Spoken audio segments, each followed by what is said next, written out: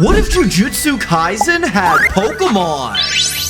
Yes, I know it's an absolutely crazy idea, but what would happen if your favorite characters from Jujutsu Kaisen got turned into Pokemon? Well, that's the question we're going to be answering today, thanks to the artist ThePanio, who can be found on Instagram. And you should definitely go check them out because they do a bunch of anime Pokemon crossover artworks, and they're always amazing. In fact, recently we took a look at their Dragon Ball Z Pokemon, which were incredible. You should definitely go check out that video if you haven't already. But today the focus is Jujutsu Kaisen, which is one of my favorite modern animes, so I'm super excited to see how the different characters and their curse techniques get incorporated into these designs. So let's stop wasting time. If you end up liking today's video, make sure to hit the like button and subscribe, but without further ado, let's get into it. So of course we have to start off with a Pokemon based off the main character Itadori. Its name is Yub, a combination of young and cub, and it's normal fighting type. And normal fighting type is actually a really clever typing for this Pokemon because at the beginning of the anime, Itadori doesn't have a natural curse technique, so it being normal makes a lot of sense. And looking at the design, we can see that it has those black lines all over its face like Itadori has from hosting Sukuna, and it's also got the classic Itadori outfit colorway with these dark blues and reds all over its body. It evolves into Torot, which is now sat up on 2 legs, and the patterns on its face have changed to look like open eyes, which is a reference to when Sukuna takes over Itadori, but the typing doesn't change on this Pokemon, so it makes me think that's more of a design choice than like an actual like form change. But its final stage is definitely a reference to that because now it's got these glowing purple eyes and teeth all over its body, and it's dark fighting type, which again is super clever typing because it's taking the normal person that Itadori is and changing him to the evil type, which is exactly what that transformation's like in the anime.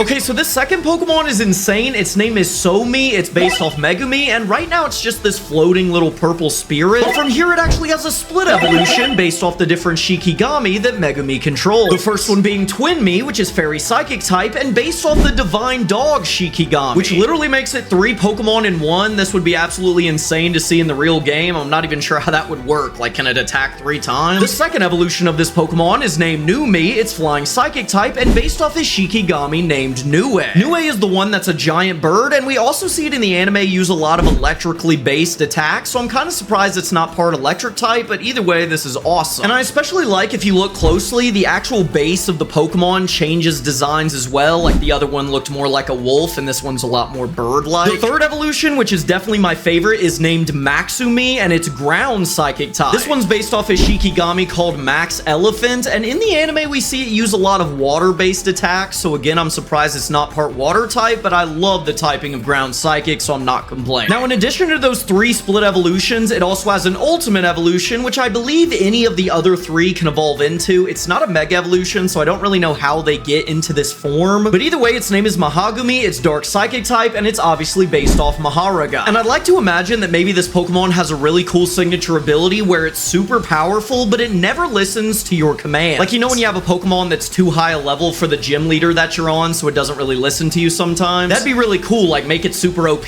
but it doesn't always listen to you, and that could be a reference to how this spirit is really hard to control in like a last-ditch effort. I would love to see something like that if this got turned into a real game. Okay, this is actually really interesting. This is a regional variant of the Pokemon Scraggy, but it's actually based off Inumaki, which actually ends up giving it a really cool appearance with this pale skin, the blue eyes, and like the pulled up neck. Like this thing just has drip. With the evolution, we now see that it took its neck thing down and now has its mouth revealed like it's about to use its curse speech technique. And it got me thinking, how would Inumaki's technique be put into Pokemon? And I think something like a signature move would be really cool. Like maybe it's a status move that says, decide your opponent's next move, and when you use it, you see their 4 moves and you get to pick which one they use. That'd be insane. And this Pokemon even has a 3rd regional evolution called Skravki, which is now much larger and appears to have 2 floating discs around it that can amplify its voice, which would no doubt make its technique even stronger. Next up, we have a Pokemon named Bonchi. It's pure ghost type, and it's actually based off Mechamaru, my personal favorite character. Now, while the first stage seems to be based off Mechamaru's actual human body, its evolution Mechchi is ghost steel type and based off one of his robots. And if this is where the Pokemon line ended, I would honestly be a little disappointed, but trust me, I'm not disappointed because this thing has a crazy additional form. That being a Gigantamax form based off the giant robot that Mechamaru controls, which is my favorite fight scene in JJK. I don't love the ending, but the fight scene is awesome. awesome. Now, I believe how this form works is it's powered off Mechamaru's life energy, so like the more attacks it uses, the less like life he has, which again would be really cool to see put into Pokemon through some sort of signature ability where he's got like built-in life orb. His moves are super powerful, but they take a percentage of his HP every time. That would be really cool. Next up, we have Chot, a dark flying type bat Pokemon based off Choso. And of course, this is more specifically a vampire bat in reference to Choso's blood manipulation technique, because, you know, vampire bats suck blood, he uses blood, it makes sense. With the evolution Chobod, we see it get a bit larger, and it's got a really interesting design where it's almost like bat on the top half, but the lower half doesn't really look like a flying type, which probably means it can navigate in the air and on land both very easily because it's pretty equipped for both. And its final stage Choisiness has a really cool color palette. I love the purple and red together, and it's also now dark poison type. And I think even though it's not part flying type anymore, it should definitely have the ability levitate to still be immune to ground type attacks. And by the way, dark poison type is a really cool typing. It only has one weakness, so if this did have levitate, it would have 0 weaknesses, which is really awesome. And that would make it possibly an even cooler version of Electros, another Pokemon that would only have one weakness, but levitate gets rid of it. It would be kind of like that. Next up, we have the first stage of a Pokemon based off Maki. Its name is Machit, and it's pure fighting type. And it's clearly some sort of little cat Pokemon, but it has this really cool green color palette based off Maki's hair. And I feel like we never see this type of green color on anything that isn't a grass type, so that would make this stand out a lot. And that name is very interesting, Survimat. It's actually a reference to when Maki survived a certain fiery attack. And to incorporate that backstory into this Pokemon, I think it'd be really cool if it only evolved after being burned, because, you know, if you've seen the anime, that would make sense to you. And then they should also give it the ability Guts, which would give it a power boost when it was burned, so this could be like the anti-burning Pokemon, like it's always going to survive it and get even stronger. And completely unrelated to that, the next Pokemon we have is based off Nanami. Its name is Nanup, and it's pure fighting type. And there's actually a lot of cool references in this Pokemon's design. First off, the pattern on its tail and ears is a reference to Nanami, and its tail is in the shape of Nanami's weapon. And I also think that these two little dots near its eyes are a reference to the glasses that Nanami wears, so this Pokemon has his whole outfit built into its body. And its evolution is absolutely sick. It's got this giant bladed tail. Its name is Notrike, and it's steel fighting type. And this design is super cool. I just wish, like, for competitive Pokemon reasons, it wasn't weak to the fire type. That'd be cool if it wasn't weak to fire at all. Wouldn't that be great if it wasn't at all? If it was just immune to fire? Wouldn't that be sick?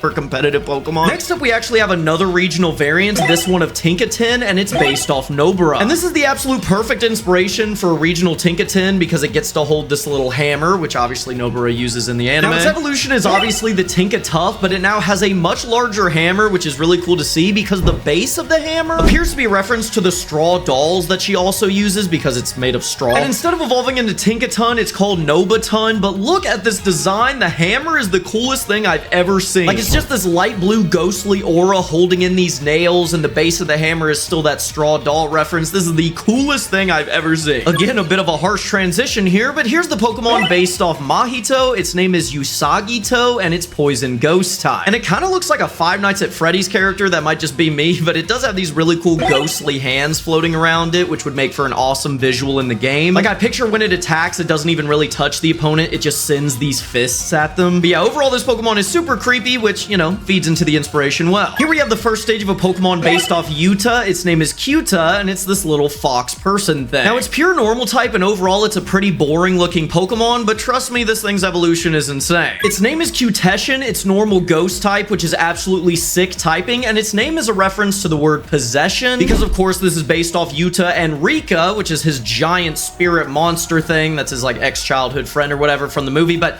this thing just looks ridiculous. It's like the most normal cat Pokemon of all time, inhabiting like an insane thing that you would never ever see in Pokemon. It's just a crazy duality. But again, really clever typing here with normal ghost, because normal's supposed to be Yuta and Rika's the ghost type, and they combine together to make a normal ghost type. That's very smart. Now, this is actually the first stage of a Pokemon based off Sukuna, which is really interesting because we already covered the Pokemon based off Itadori, but this is actually an entirely separate line. It's dark ghost type, which makes a lot of sense, and its name is Sulurs, which is a combination of Sukuna and Curse. And in design, it's actually actually based off one of Sukuna's fingers, which is a really interesting design for a Pokemon. It's literally a finger with an eye in the nail. Now, instead of evolving, it actually has an Unbound form similar to Hoopa. And this design is absolutely crazy. I love it. It's this giant four-armed monster with a pitched forked tail and these split eyes down the middle. This is so cool. And I'm gonna go ahead and say this is my favorite design from the entire episode so far. Just those split eyes is such a cool visual. I love it. So here's a psychic fighting type Pokemon based off Geto. His name is just straight up Gecko because it's a gecko, which is a little on the nose, but still. And this Pokemon is pretty basic, but it has an absolutely crazy way to evolve. You see, there's actually an entirely separate Pokemon based off Kenjaku. It's Ghost Psychic type, and its name is Canabros. And when you combine those two Pokemon using the same item that you used to combine into Kyurem Black or Kyurem White, you get this Pokemon, which is named Gekojin, which is a really cool reference to the anime, but I think to make it an even cooler reference, they could make it to where Gecko has to be fainted when you combine them, which would be a reference to how Geto was passed away when he merged with the brain thing, and now he's alive. Bit of a crazy reference for Pokemon, but I think it'd be really awesome. And last but certainly not least, we have a Pokemon based off Gojo. Its name is Mitojo, and this is it in its blind form. And it is a little odd that Gojo's Pokemon is based off a horse, but I think this sweeping mane in front of its eyes, which is a reference to the blindfold that Gojo wears, is actually a really cool thing. And this evolution is insane. It's now in its true form. It's fairy psychic type, and it has these crazy blue symbols all over it. Gojo is, of course, known for his bright blue eyes, and this just takes it to an extreme with this all-white body and these glowing patterns that just makes it look super psychically powerful.